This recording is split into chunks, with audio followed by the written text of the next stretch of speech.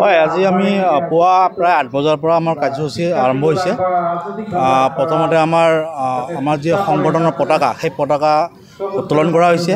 তাৰপিছত আমি আমাৰ যিসকল অসমৰ শ্বহীদ হৈছিলে সেই শ্বহীদসকলৰ কাৰণে আমি শ্বহীদ অৰ্পণ কৰিছোঁ।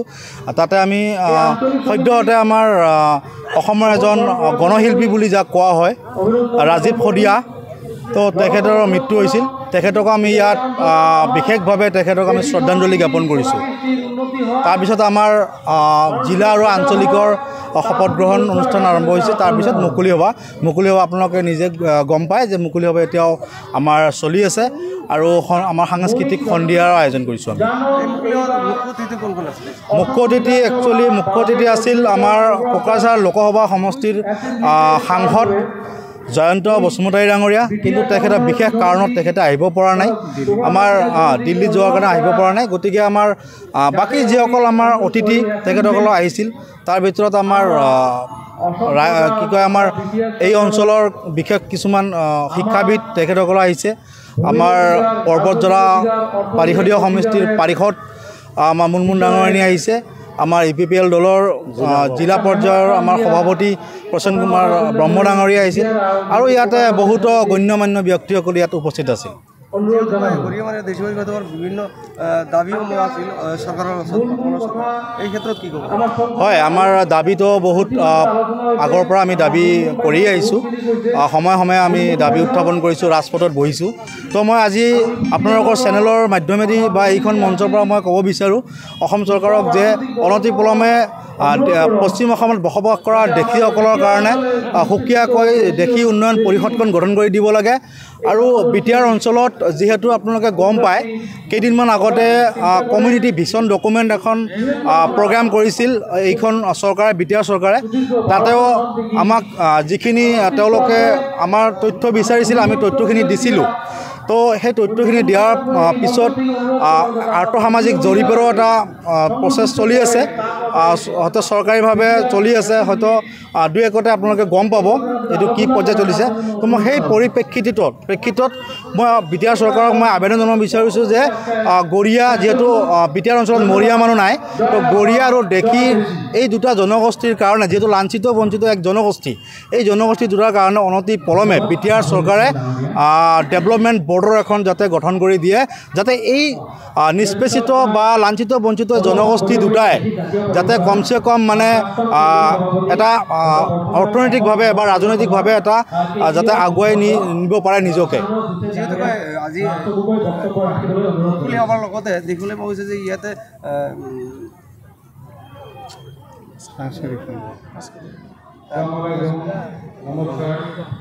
হয়, শপত গ্ৰহণ আমাৰ এই সংগঠনৰ এটা নীতি আদৰ্শৰ মাজত এটা কাৰ্যসূচী হৈছে শপত গ্ৰহণ।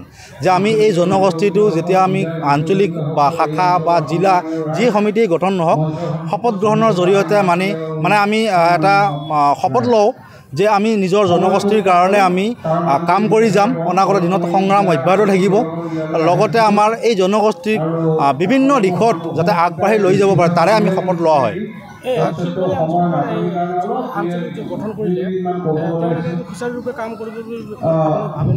নিশ্চিতভাৱে এইখন চিলবাৰীত আপোনালোকে হয়তো কিছুমানে জানে বা হয়তো কিছুমানে নাজানিব পাৰে যে চিলবাৰী আঞ্চলিক আজিৰ আঞ্চলিক নহয়, এইটো পুৰণি আঞ্চলিক, বহুত পুৰণি আঞ্চলিক আৰু কোকৰাঝাৰ জিলাৰ ভিতৰত এক অন্যতম শক্তিশালী আঞ্চলিক ৰূপে পৰিগণিত আগৰ পৰা হৈ আছে। তো অনাগত দিনত হয় এইবেলি নতুন চাম বা নতুন যুৱ চামক আমি আঞ্চলিকৰ দায়িত্ব দিছোঁ।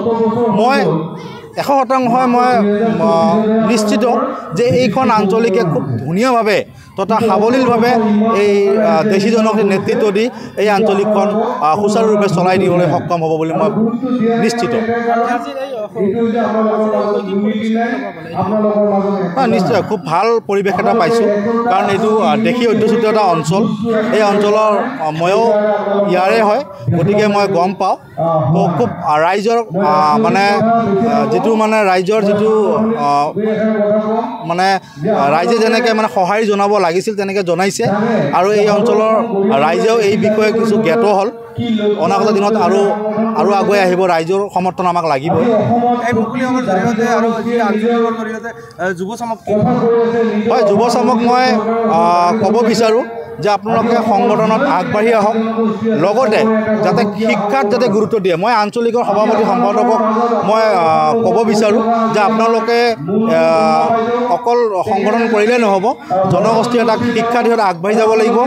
তো শিক্ষাৰ ক্ষেত্ৰতো কিছু ভূমিকা ল'ব লাগিব, লগতে যাতে যুৱচামে খেলত মনোনিৱেশ কৰে, বৰ্তমান ড্ৰাগছ যি প্ৰয়োভৰ পৰিছে সেই ড্ৰাগছৰ কবলৰ পৰা যাতে মুক্ত কৰিব পাৰে, যাতে ড্ৰাগছৰ প্ৰতি আসক্ত নহয়, সেইটো যাতে আমাৰ সেই আঞ্চলিক সমিতিখনে যাতে নিৰীক্ষণ কৰে।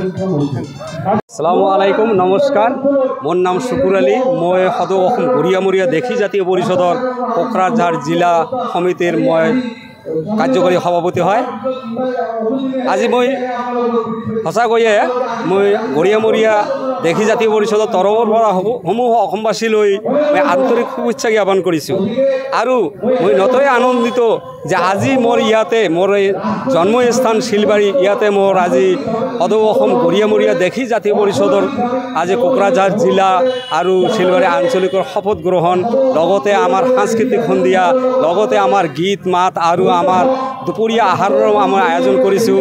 সেয়ে আমি চৰকাৰক আমি আহ্বান জনাইছোঁ, চৰকাৰে আমাক যে আগৰে হয়তো এই কৰি আমাক খিলঞ্জীয়া বুলি আখ্যা দিছে, এতিয়া আৰু আমাৰ হয়তো আত্মসামাজিক জৰীবৰ কাৰণে আমাৰ যিহেতু চেঞ্চাছৰ কাৰণে আমাৰ কমিটি বনাই দিছে ডিচিৰ মধ্যে, সেইকাৰণে মই চৰকাৰক আহ্বান জনাইছোঁ চৰকাৰে যাতে অতি দয়াৰে আমাক যাতে এই চেঞ্চাছখন কৰি দিয়ে, আমাৰ যাতে দেশী জনগোষ্ঠীৰ উন্নতি কামনা কৰে, সেইখিনি কৈ মোৰ বক্তব্য মই সামৰি মাৰিছোঁ। দিনজোৰা কাৰ্যসূচীৰে শিলবাৰী অঞ্চলত আমাৰ সদৌ অসম ঘূৰিয়ামূৰীয়া দেশী জাতীয় পৰিষদৰ শপত গ্ৰহণ, কোকৰাঝাৰ জিলা সমিতিৰ শপত গ্ৰহণ আৰু শিলবাৰী আঞ্চলিক সমিতিৰ শপত গ্ৰহণ অনুষ্ঠান অনুষ্ঠিত কৰা হয়। আৰু পুৱা 8 বজাত পতাকা উত্তোলন আৰু 8:30 বজাত শ্বহীদ বেদীত মাল্যাৰ্পণ, লগতে অসমৰ প্ৰয়াত গণশিল্পী এই কিছুদিন আগত মৃত্যু হোৱা ৰাজীৱ চৌধুৰীৰ তেখেতৰ শ্ৰদ্ধাঞ্জলিও জনোৱা হয়। আজি এখন আঞ্চলিকৰ শপত গ্ৰহণ হৈছে আৰু লগতে কোকৰাঝাৰ জিলা সমিতিৰ।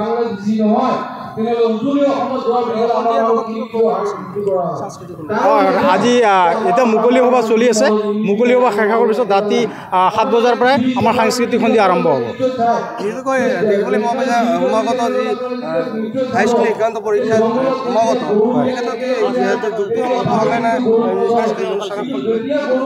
হয়, আমি আগন্তুক SLC এক্সামিনেশ্যনৰ কাৰণে আমি প্ৰগ্ৰামটো আগুৱাই দিছোঁ আৰু বিশেষ কাৰণত আমি জৰুৰীভাৱত মানে খুব কম সময়ৰ ভিতৰত প্ৰগ্ৰামটো ল'ব লগা হৈছে।